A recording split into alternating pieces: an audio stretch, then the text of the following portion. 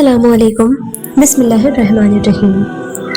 प्यारे दोस्तों, बचपन से ही हम लोगों को यह पढ़ाया और बताया जाता है कि इस दुनिया में ऐतिहासिक तौर पर 4 आसमानी किताबें हैं।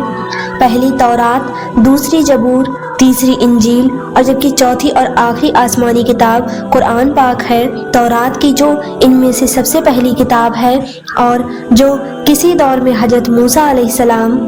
के ऊपर नाजिल हुई थी, उसके मानने वालों को या फिर यही कहिए कि उस किताब को फॉलो करने वाले लोगों को आज के दौर में यहूदी कहा जाता है, जबकि इंजील को फॉलो करने वाले लोगों को ईसाई मतलब कि क्रिश्चियन कहा जाता है और आखिर में कुरान को फॉलो करने वाले लोगों को मुसलमान कहा जाता है। मगर अब सवाल यही है कि तौरात, इंजील और कुरान का तो समझ में आ गया, लेकिन यह जबूर कहाँ चली गई? आखिर जबूर के मानने वाले लोगों को आज के दौर में क्या कहा जाता है और इसके मानने वाले लोग कहाँ रहते हैं? क्या वजह है कि इन तीनों किताबों को लेकर तो अक्सर चर्चाएं की जाती हैं और हम लोगों को काफ़ी डिटेल में इन तीनों किताबों के बारे में बताया और समझाया भी जाता है, मगर जबूर से जुड़े शायद ही कभी कोई चीज़ हम लोगों को बताई जाती है। तो अब सवाल यह है कि क्या आज के दौर में जबूर नाम की यह किताब किसी भी हालत में हमारी इस दुनिया में मौजूद है भी या नहीं, और अगर मौजूद है तो किस हाल में है और इसके अंदर क्या लिखा हुआ है? तो दोस्तों, इन सवालों को जानकर आप भी यकीनन हैरान रह जाओगे। इसीलिए आज का यही वीडियो आप सभी के लिए बहुत ही खास है। आप इस वीडियो को बिना स्किप किए आखिर तक जरूर सुनिएगा। तो दोस्तों, अपने इन सारे सवालों के जवाब जानने से पहले हम लोगों के लिए यह समझ लेना ज़रूरी है कि आखिर जबूर नाम की यह किताब कब नाजिल हुई थी, किस पर नाजिल हुई थी और क्यों नाजिल हुई थी। तो दोस्तों, यह बात है उस दौर की जब कौमें बनी इसराइल मिस्र के फ़िरऔन की गुलाम हुआ करती थी। लगभग 400 साल की गुलामी से आज़ादी दिलाने के लिए खुदा की तरफ से इस कौम में एक नबी और एक रसूल भेजे गए कि जिनका नाम हजरत मूसा अलैहिस्सलाम था, और इन्हीं के ऊपर पहली मुकम्मल आसमानी किताब को नाजिल किया गया कि जिसको हम और आप लोग तौरात के नाम से जानते हैं। पैगंबर हजरत मूसा अलैहिस्सलाम ने इन लोगों को ना सिर्फ फ़िरऔन से आज़ाद कराया, बल्कि इन लोगों को सहराए सीना के एक बड़े इलाके से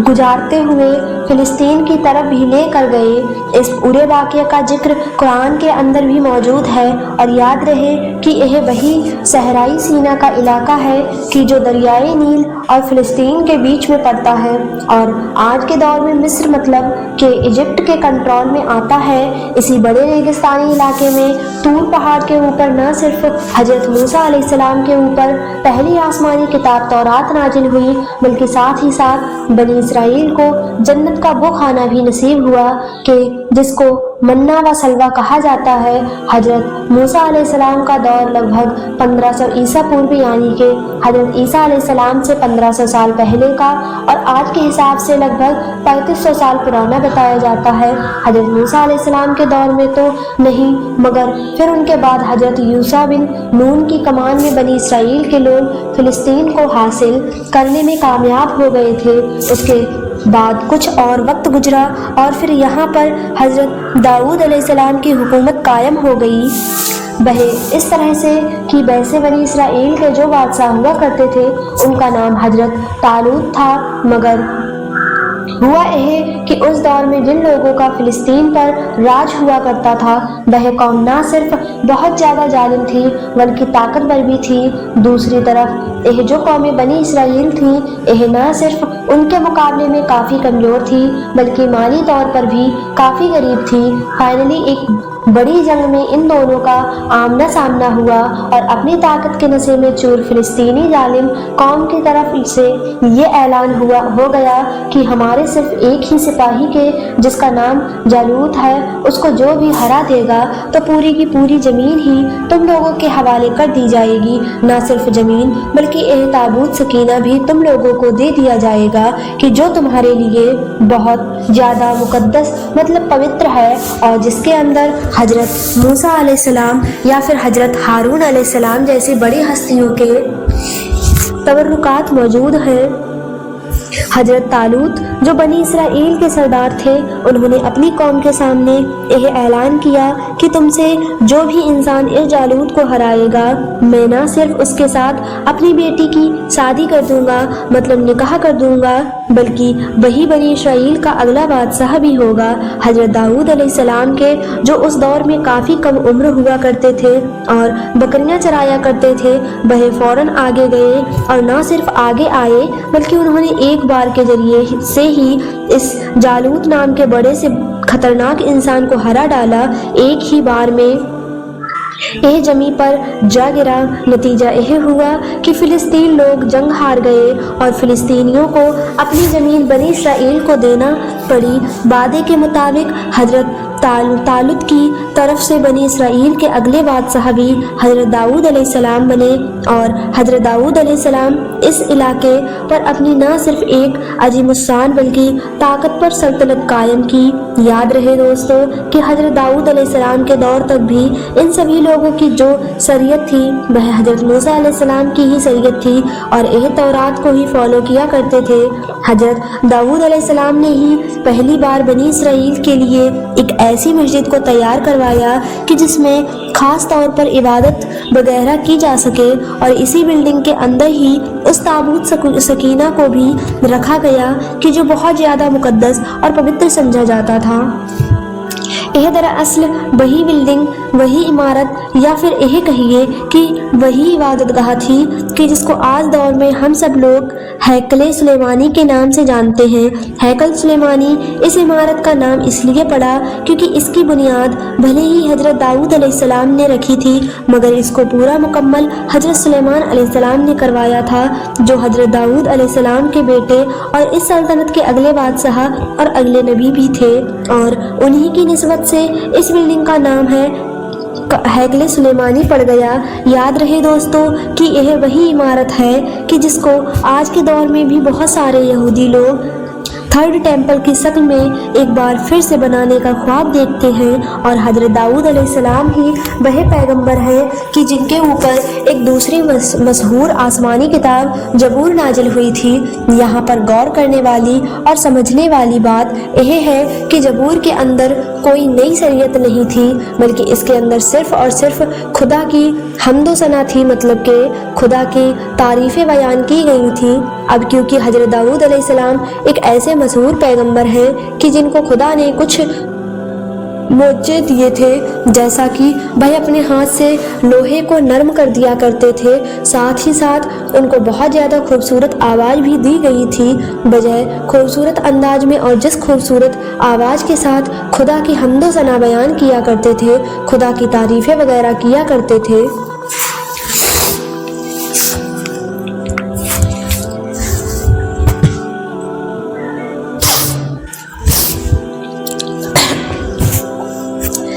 اس طرح سے اتہاس میں نہ تو پہلے کسی نے کی تھی اور نہ ہی کوئی بعد میں کر پایا۔ زبور نام کی اس کتاب کے نازل ہونے کے بعد بنی اسرائیل کو باقاعدہ طور پر خدا کی حمد ثنا اور خدا کی عبادت کرنے کا طریقہ سکھایا گیا تھا۔ جب بھی حضرت داؤد علیہ السلام اپنی آواز میں زبور کی تلاوت کیا کرتے تھے تو تمام پہاڑ، آسمان اور ندیاں وغیرہ آپ کے ساتھ جھومنے لگتے تھے۔ انسان تو انسان، پرندے بھی آپ کی تلاوت کو سنا کرتے تھے، اور لوگوں کو یہ محسوس ہوا کرتا تھا کہ مانو وہ دنیا میں ہی جنت کی آواز سن رہے ہیں۔ مگر دوستو، جیسا کہ میں نے آپ کو پہلے ہی بتایا کہ زبور نام کی اس کتاب میں کوئی نئی شریعت نہیں تھی، نہ تو اس کے اندر شریعت کے احکام موجود تھے اور نہ ہی دوسری آسمانی کتابوں کی طرح اس میں تاریخ مطلب کہ اتہاس موجود تھا، اور نہ ہی اس کے اندر پیشن گوئی موجود تھی۔ اس کتاب کے ذریعے سے کسی نئی شریعت کی بنیاد نہیں رکھی جا سکتی تھی،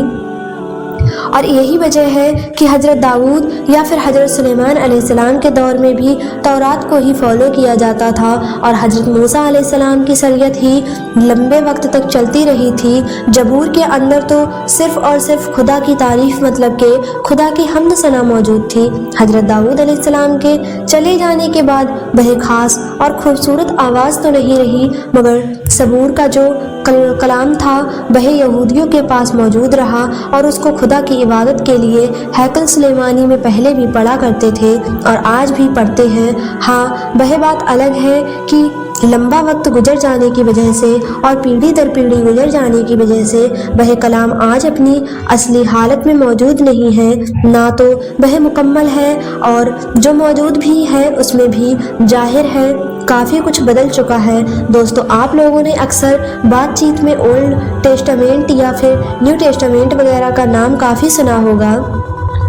تو میں آپ کو بتا دوں کہ حضرت موسیٰ علیہ السلام کے اوپر نازل ہونے والی کتاب تورات اور ان سے پہلے کی بھی جو نبی اور رسول تھے جن کے اوپر خدا کی طرف سے کچھ صحیفے وغیرہ نازل کیے گئے تھے، ان سب کو ملا کر اور حضرت داؤد علیہ السلام پر نازل ہونے والی کتاب زبور کو بھی ملا کر ان ساروں کو ہی اولڈ ٹیسٹامنٹ کا نام دیا جاتا ہے۔ اسی طرح سے حضرت عیسیٰ علیہ السلام کے اوپر نازل ہونے والی کتاب انجیل اور ان کے ہامباریوں کے خطوط اور ان سے ملی جلی جو کچھ اور کتابی نسخے ہیں ان سبھی کو ملا کر نیو ٹیسٹامنٹ کا نام دیا جاتا ہے۔ دوستو، اب آپ لوگوں کو سمجھ آ چکا ہوگا کہ آخر آج کے دور میں ہم لوگوں کو زبور کو ماننے والے لوگ کیوں نہیں دکھائی دیتے ہیں، کیونکہ زبور کوئی شریعت کی کتاب نہیں ہے اور اس کے اندر تو خدا کی حمد و ثنا بیان کی گئی ہے، اور خدا کی عبادت اور خدا کی تعریف تو ظاہر ہے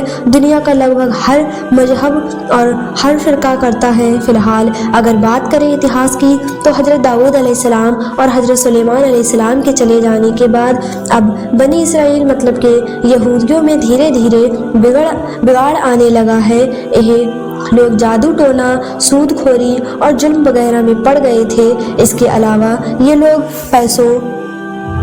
کے بدلے میں یا پھر اپنے ذرا سے فائدے کے لیے تورا وغیرہ میں بدلاؤ بھی کرنے لگے تھے۔ نتیجہ یہ ہوا کہ ان لوگوں کی اصلاح کے لیے انہی میں سے ایک آخری پیغمبر حضرت عیسیٰ علیہ السلام کو بھیجا گیا۔ ان کے اوپر بھی ایک کتاب نازل ہوئی کہ جس کو انجیل کے نام سے جانا جاتا ہے۔ یاد رہے کہ اس کتاب کے ذریعے سے یہ نئی شریعت تھی، مگر یہاں پر بھی غور کرنے والی بات یہ ہے کہ اس نئی شریعت میں بھی حضرت موسیٰ علیہ السلام کے شریعت سے کافی سمانتا ہے، مطلب اس کتاب کے اندر زیادہ تر انہی سب چیزوں پر زور دیا گیا تھا اور انہی چیزوں کے احکام آئے تھے کہ جن چیزوں کو لے کر بنی اسرائیل میں بگاڑ آ چکا تھا یا پھر جن چیزوں میں وہ لوگ غلط کام کر رہے تھے۔ فی الحال دوستو، آج کی ہم اپنی ویڈیو کو یہی ختم کرتے ہیں۔ آئی ہوپ دوستو آپ کو ہماری یہ ویڈیو اچھی لگی ہوگی، تو ہمارے چینل کو لائک، شیئر اور سبسکرائب ضرور کریے گا تاکہ آنے والی اگلی ویڈیو کا نوٹیفیکیشن آپ تک پہنچ جائے۔ تب تک کے لیے اپنا بہت سارا خیال رکھیں، دعا میں یاد رکھیں۔ اللہ حافظ۔